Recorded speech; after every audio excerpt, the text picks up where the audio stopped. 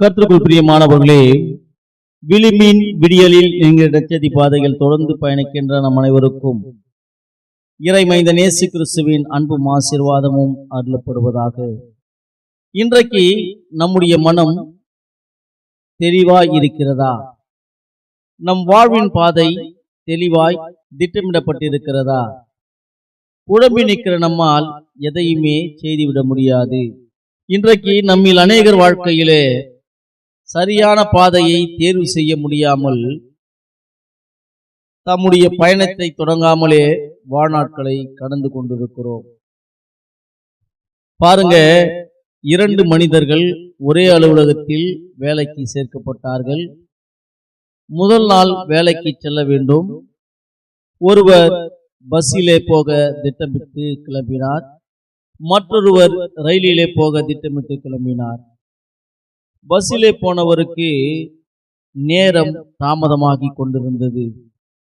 அதிகப்படியான டிராபிக், வேகமாய் போக முடியாத நிலை, சாலையிலே அநேக பள்ளங்கள், டிரைவர் மெதுவாக ஓட்டினார். அவரால் சரியான நேரத்துக்கு போக முடியாமல் போனது. ரயிலில் போனவரோ சரியான நேரத்துக்கு சென்றார், வேலையில் சேர்ந்து தன் வேலையை சிறப்பாக செய்தார். பஸ்ஸிலே பயணித்தவரோ சரியான நேரத்திற்கு செல்லாமல் தாமதமாக போனதால் வேலையிலிருந்து திருப்பி அனுப்பப்பட்டார். வேலையையும் அவர் துவங்காமலே இழந்து போனார்.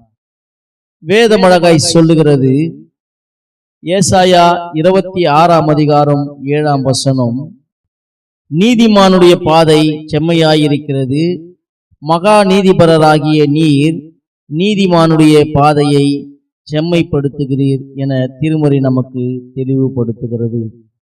இன்றைக்கு நம்முடைய பாதை செம்மையானதாய் இருக்கிறதா? நீதிபரராகிய கர்த்தர் நம்முடைய பாதையை செம்மைப்படுத்துகிறாரா? அப்படி இருக்க வேண்டும் என்று சொன்னா நாம் தெளிவுள்ளவர்களாயிருந்து எப்படிப்பட்ட பாதையை தேர்வு செய்ய வேண்டும்? நம்முடைய பாதை எப்படிப்பட்டதாய் இருக்கிறது? தடைகளற்ற ரயில் பாதையை போல் நேரான பாதையாயிருக்கிறதா?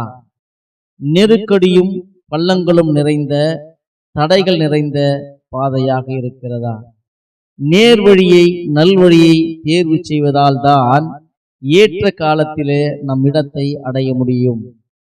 தவறான வழி, தடைகளை கொண்டு நம் இடத்தை அடைய முடியாது, நம்மை தடுத்துவிடும். நம்முடைய வழிகளும் செம்மையானதாய் இருக்கும் என்றால் கிறிஸ்துவானவர் நம்முடைய வழிகளையும் செம்மைப்படுத்தி ஆசீர்வதிக்க வல்லவராயிருக்கிறார்.